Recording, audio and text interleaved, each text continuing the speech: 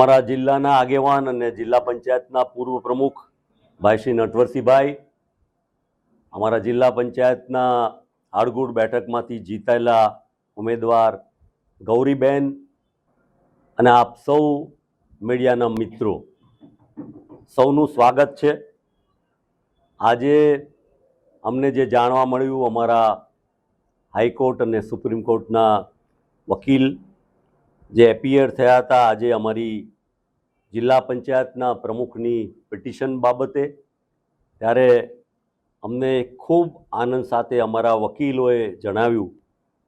કે ગુજરાતના હાઈકોર્ટના આ ઐતિહાસિક ચુકાદામાં અમારા જિલ્લા પંચાયતના પ્રમુખના ઉમેદવાર ગૌરીબેને જે ફોર્મ ભર્યું હતું અને એ ફોર્મને જિલ્લા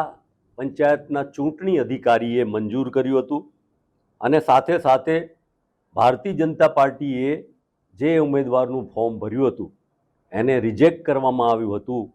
જેની સામે ભારતીય જનતા પાર્ટી હાઈકોર્ટમાં જઈને એમણે સ્ટે ઓર્ડર લાવી અને અમારા ઉમેદવારનું ફોર્મને એને પાછું ગણાવ્યું હતું। એ સંજોગોમાં જે ઉત્સાહ અને ઉમંગથી ખોટી રીતે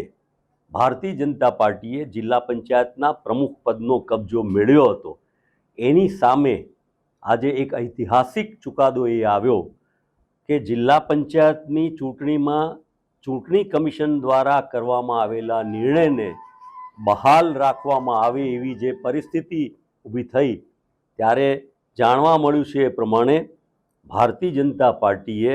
પોતાની પિટિશનને વિથડ્રો કરી લીધી છે અને એના સંજોગોમાં સ્વાભાવિક જ રીતે અમારા જિલ્લા પંચાયતના પ્રમુખ પદના ઉમેદવાર ગૌરીબેનનું ઉમેદવારી પત્રક, એનું ફોર્મ યથાવત રહેશે અને એટલા માટે જિલ્લા પ્રમુખ માટે એમનું એકમાત્ર જે આદિવાસી બેઠક માટેનું ફોર્મ હતું એ યથાવત રહેશે। એટલે સ્વાભાવિક જ રીતે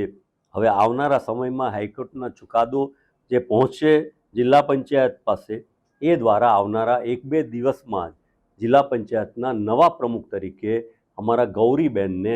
નિમણૂક કરવાનો એ સમય આવશે। એ અમારા સૌને માટે, કોંગ્રેસ પાર્ટી અને પંચાયતી રાજ માટે અને ન્યાયતંત્ર માટે અને લોકશાહી માટે એક જ્વલંત વિજય છે।